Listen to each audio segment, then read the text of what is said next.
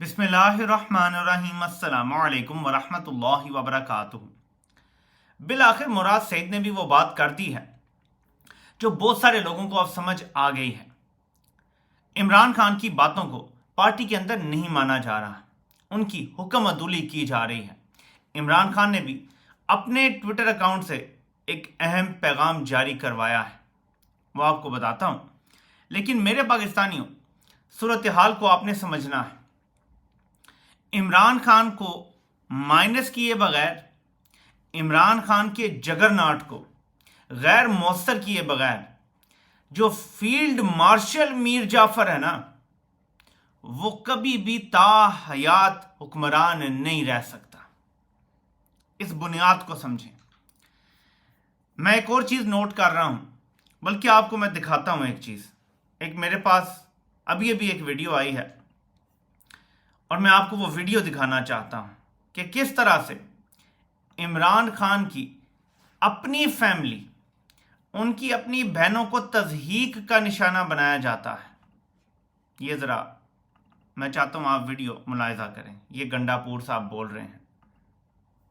عمران خان کو مائنس کر سکتا ہے؟ تم بتاؤ، کوئی کر سکتا ہے عمران خان کو مائنس؟ اس کی بہن سے جا کے پوچھ لو نا، تو کہہ رہی ہے میں بھائی عمران خان میرا لیڈر، میں دوبارہ ریپیٹ کر رہا ہوں، میرا لیڈر ہے عمران خان، میں عمران خان کو جواب دے ہوں۔ عمران خان میرا لیڈر ہے، اس کا حکم میری سراخوں پہ ہے۔ عمران خان کے جو رشتے دار ہیں ان کی عزت ضرور کرتے ہیں، عمران خان کے سپورٹرز کی بھی کرتے ہیں، ووٹرز کی بھی کرتے ہیں، لیکن میں پابند صرف ایک شخص کا ہوں، اس کے حکم کا ہوں، وہ عمران خان ہے۔ میں صرف لیڈر کی بات مانتا ہوں یا میں لیڈر کو جواب دے ہوں، لیکن بہن کے بارے میں جی وہ ان سے پوچھو جا کے۔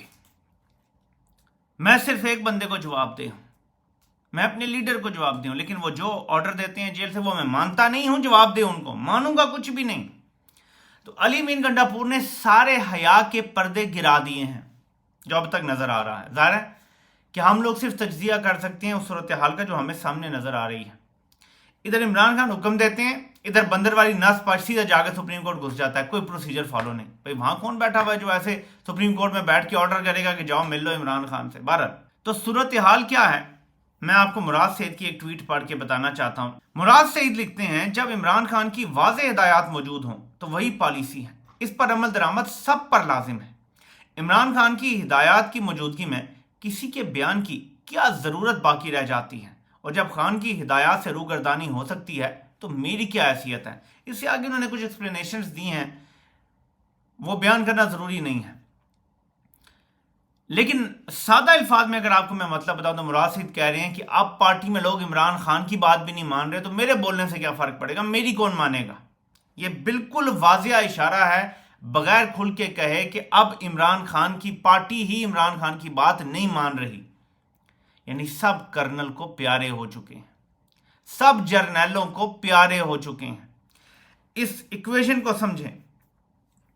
عمران خان مزاحمت سے باہر آنا چاہتے ہیں تاکہ وہ حقیقی آزادی کی جنگ جیت سکیں اور عوام کو حقوق دلا سکیں، عوام کو انصاف دلا سکیں۔ وہ اپنی ذات کے لیے نہیں لڑ رہے، لیکن عمران خان کی پارٹی یہ سمجھتی ہے کہ جرنیل ہی خدا ہیں اور ان سے ڈیل کیے بغیر کوئی حل نہیں نکلے گا، ان کو سجدہ کیے بغیر ہم آگے نہیں بڑھ سکتے۔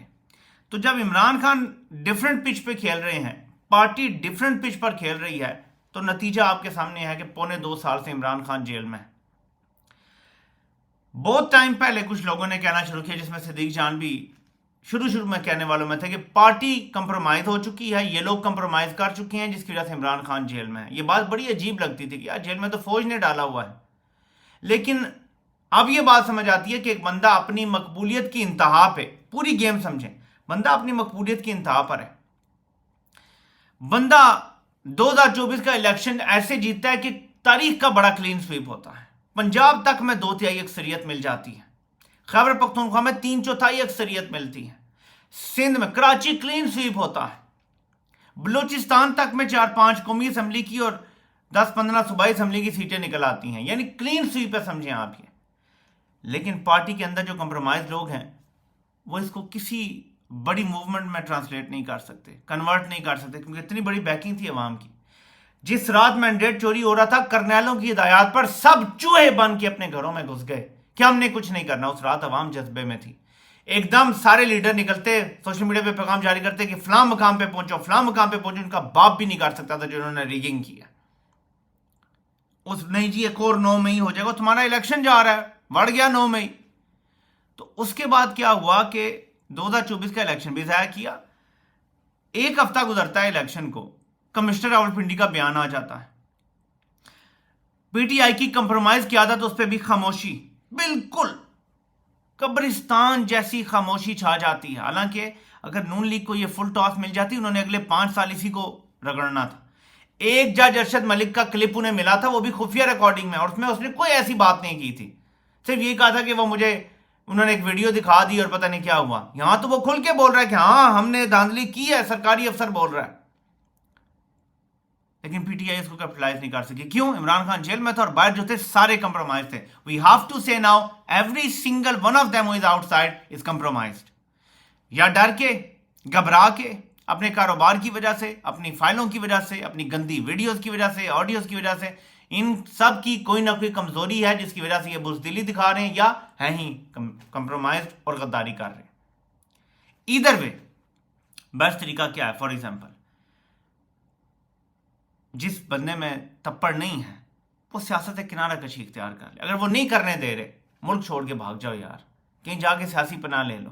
لیکن جو یہ موومنٹ تمہاری ذات سے بڑی ہے, تمہارے کاروبار سے بڑی ہے, ہم سب سے بڑی ہے یہ موومنٹ, ہماری فیملی سے بڑی ہے, ہمارے گھر سے بڑی ہے یہ موومنٹ. اس کو سمجھو, یہ پوری 25 کروڑ عوام کی آزادی کی موومنٹ ہے اور اس میں قربانیاں دینی پڑیں گی. اگر یہ لوگ سوچتے تو 47 میں جو لوگ ہجرت کر کے آئے تھے, اتنی قربانیاں دے کے وہ نہ آتے, وہ ادھر ہی رہ لیتے.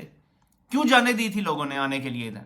کہ یہاں پہ ایک مدینہ ثانی بن رہا ہے, ایک اسلام کا گہوارہ ہوگا یہ ملک, امن کا گہوارہ ہوگا یہ ملک. یہ سوچ کے انہوں نے قربانیاں دی اور وہ بیچارے سفر کر کے یہاں آئے تھے. ہر اہم کام کے لیے بڑی قربانیاں دینی پڑتی ہیں. کوئی ایکسکیوز نہیں ہے کہ یار میرے بچوں کو انہوں نے دھمکی دے دی تھی, میرے فلاں کو دھمکی دے دی تھی. Nobody is bigger than this cause. ورنہ عمران خان جیل میں نہ بیٹھا ہوتا, ڈیل کر کے وہ بھی لندن چلا جاتا. عمران خان کو جیل میں رکھ کے فوج کو نقصان ہے. عمران خان لندن بھاگتا ہے, فوج کا فائدہ ہے. فوج تو خوش ہوگی کہ یار بھاگا ہے. اب ہم کہہ سکتے ہیں بزدل نکلا ہے, یہ بھی نواز شریف نکلا ہے, بھاگ گیا. فوج کا تو بیانیہ جیت جائے گا. فوج آج بھی خوشی خوشی عمران خان کو ملک سے باہر بھیج دے گی, کبھی ان کی وکٹری ہوگی. لیکن آپ لوگوں کی بزدلی کی وجہ سے, آپ لوگوں کے کمپرومائز ہونے کی وجہ سے, وہ شخص جو بہادری سے جیل کاٹ رہا ہے اس کو آپ کمزور کر رہے ہیں. میں عمران خان کا بیان آپ کو پڑھ کے بتاتا ہوں جس سے آپ کو بہت کچھ سمجھ آئے گا. پاکستان میں اس وقت ہائبرڈ نظام نہیں بلکہ مارشل لا اور مکمل ڈکٹیٹرشپ نافذ ہے. اس کی واضح مثال صدر ٹرمپ کا شہباز شریف اور زرداری کے بجائے عاصم منیر سے ملاقات کرنا ہے, کیونکہ انہیں بھی پتہ ہے کہ تمام اختیارات عاصم منیر کے پاس ہی ہیں. اسی لیے میں بھی کہتا ہوں کہ مذاکرات ان سے ہی ہونے چاہیے جن کے پاس اختیارات ہیں. خیبر پختونخوا کے علاقوں میں ڈرون حملے اور معصوم جانوں کا ضیاع انتہائی افسوسناک ہے. میں نے پاکستان میں امریکی ڈرون حملوں کے خلاف دنیا بھر میں احتجاج اور مارچ کیے اور معاملے میں میرا موقف دنیا کے سامنے ہے. بے گناہوں کا جب بھی قتل ہوتا ہے اس سے دہشت گردی بڑھتی ہے. ڈرون حملوں کے ذمہ داروں کے خلاف خیبر پختونخوا کی حکومت FIR درج کروائے. تو علی مین گنڈا پور صاحب ذرا جرت کریں, آپ اور تو کچھ نہیں کر سکتے کہ FIR درج کروا دیں ڈرون حملوں کے خلاف. نمبر 2, خیبر پختونخوا کی عوام نے مجھ پر اعتماد کرتے ہوئے ووٹ دیا. اس لیے میں نے کہا تھا کہ بجٹ سے پہلے علی امین, مزمل اسلم, عمر ایوب, شبلی فراد اور تیمور جھگڑا آ کر مجھے بجٹ پر بریفنگ دیں. بجٹ پاس کرنے سے پہلے علی امین اور خیبر پختونخوا حکومت کو سپریم کورٹ جانا چاہیے تھا اور بتانا چاہیے تھا کہ خیبر پختونخوا کی حکمران جماعت کا سربراہ عمران خان ہے اور ہم نے ان سے بجٹ کے حوالے سے ہدایات لینی ہے, جس کے بغیر IMF بھی بجٹ قبول نہیں کرے گا. اب دوبارہ واضح ہدایات دیتا ہوں کہ خیبر پختونخوا کی حکومت سپریم کورٹ سے رجوع کرے. یہ کوئی حتمی بجٹ نہیں ہے. مجھ سے وہی مشاورتی ٹیم ملاقات کرے اور پھر جو ترامیم میں بتاؤں ان کو شامل کر کے بجٹ منظور کیا جائے. یعنی عمران خان نے اس بجٹ کو جو انہوں نے غداری سے پاس کیا ہے حتمی بجٹ قرار نہیں دیا اور کہا ہے یہ غیر حتمی بجٹ ہے. 15-20 دن کے اندر نیا بجٹ آئے گا, میری مرضی کا آئے گا اور وہ پاس ہوگا. اس کو سمجھ لیں, کم کہے کو زیادہ سمجھیں کہ عمران خان کتنے ناراض ہیں ان سے کہ وہ بجٹ جو پاس ہو گیا اس کو بھی قبول کرنے کے لیے تیار نہیں ہے. اس مشکل دور میں جب مین اسٹریم میڈیا کا گلا گھونٹ دیا گیا ہے یا انہیں خرید لیا گیا ہے, ایسے میں سوشل میڈیا جس طرح عوام کے لیے حق کا علم بلند کر رہا ہے, میں ان کو خراج تحسین پیش کرتا ہوں. سوشل میڈیا کی وجہ سے یہ عوام کی آواز زندہ ہے. تو عمران خان جہاں سوشل میڈیا کی اہمیت کو بھی جانتے ہیں, وہاں انہوں نے گنڈا پور سرکار کو یہ بتا دیا کہ تمہارا یہ بجٹ اس کی کوئی حیثیت نہیں ہے. 15-20 دن کے بعد اندر اندر یہ بجٹ تبدیل ہوگا اور جو میں کہوں گا وہ تمہیں کرنا پڑے گا. یہ تو لیوریج ہے بھائی, تمہاری چھوٹی چھوٹی لیوریج کے ٹائم پیدا ہوتا ہے, بجٹ کے ٹائم لیوریج ہے. ان کو IMF سے پیسے لینے کے لیے خیبر پختونخوا کی مدد چاہیے ہوتی ہے, PTI کی ہر بار مدد چاہیے ہوتی ہے. 2022 میں بھی عمران خان نے ان کی مدد کی, 23 میں بھی مدد کی, 24 میں بھی کی, اور اب 25 میں بھی مدد PTI کر رہی ہے. PTI کی مدد کے بغیر یہ بجٹ پاس نہیں کر سکتے. فائنینشیل ایمرجنسی لگانے کی جو باتیں کر رہے ہیں یہ اتنا سوکھا کام نہیں ہے, یہ اوور اسٹریچ آلریڈی ہوئے ہیں. انہیں بشک لگتا ہے کہ ہم نے امریکہ کو شیشے میں اتار لیا ہے, لیکن یہ ان کی غلط فہمی ہے. یوں دوست اور دشمن بدل جاتے ہیں امریکہ کے, اور امریکہ کی دوستی تو ویسے بھی دشمنی سے زیادہ خطرناک ہوتی ہے. تو یہ جرنیلوں کو بعد 70 سالوں میں سمجھ نہیں آئی کہ آپ امریکہ کے دوست بن کے سمجھتے ہیں کہ ہم نے سب فتح کر لیا, لیکن یہ آپ کی اصل شکست ہوتی ہے. تو یہ کچھ چیزیں واضح ہو گئی ہیں آپ کہ عمران خان کو دھوکہ دیا جا رہا ہے, عمران خان سے غداری کی جا رہی ہے, اور اس میں کوئی اب آر نہیں ہونی چاہیے. یہ جو کہتے ہیں جی آپ غداری کے فتوے نہ بانٹیں, میں نے تو آپ کو پتا کبھی ایسی باتیں نہیں کی, میں ہمیشہ بینیفٹ آف ڈاؤٹ دیتا رہا, ہمیشہ دیتا رہا.